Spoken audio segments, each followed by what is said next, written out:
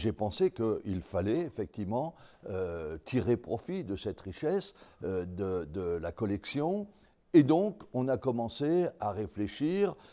Bien évidemment, on a abandonné immédiatement l'idée d'aller creuser dans les fondations du château des Ducs de Bourbon, mais il fallait trouver autre chose.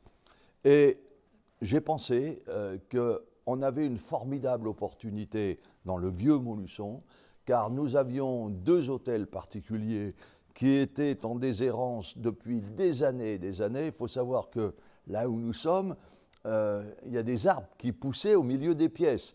Il y avait eu d'ailleurs des incendies aussi, il y avait eu des squatteurs, bref. Il y avait ces 2 hôtels particuliers qui étaient en état de délabrement avancé, surtout un.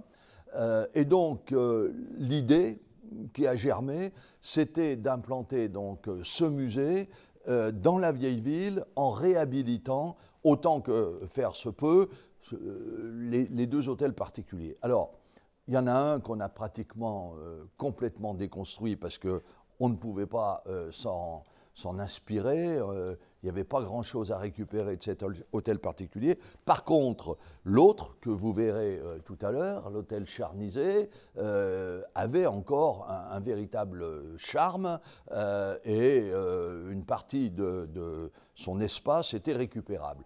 Et donc, on a lancé un concours d'architectes pour voir comment on pouvait tirer le meilleur parti de ce rassemblement des 2 hôtels particuliers.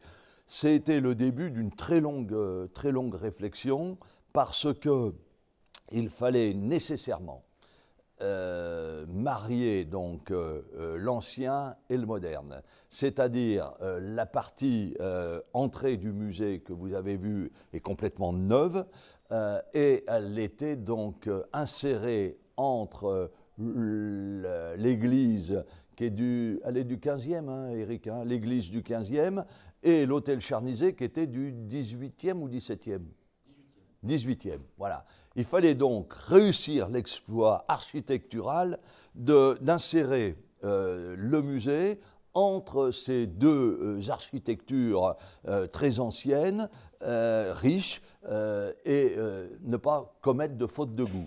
Alors je peux vous dire qu'on a beaucoup travaillé, notamment donc, on va dire la toiture a varié je ne sais combien de fois dans sa présentation, les murs ont changé de couleur je ne sais combien de fois, bref, nous avons beaucoup travaillé, on a associé la population, notamment la population de la vieille ville. On leur a présenté à chaque fois les maquettes pour qu'ils nous disent comment ils réagissaient par rapport à telle inclinaison de la toiture, par rapport à l'église Notre-Dame ou par rapport aux couleurs des vieilles pierres. Donc il fallait trouver les coloris qui allaient le mieux se fondre dans l'environnement.